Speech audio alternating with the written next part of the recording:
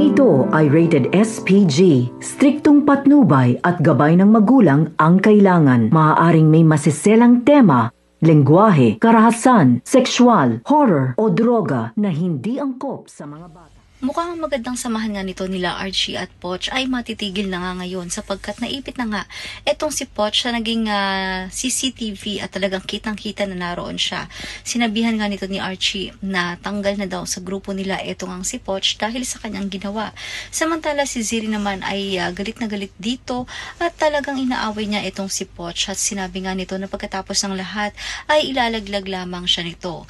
Samantala dun nga sa principal's office ay kinakausap nito ni Tanya ang lahat at sinasabi nga nito na sa tuwing may problema o issue na lamang dito sa North Fort ay lagi na lang numero 1 ang kanilang mga anak na naroon sa principal's office at tama nga daw kanyang anak na sinasabi na merong pinagtatakpan ang mga magulang na ito, ngunit bakit daw? At iba rin naman yung nasa imbestiga dito nga kay Luna.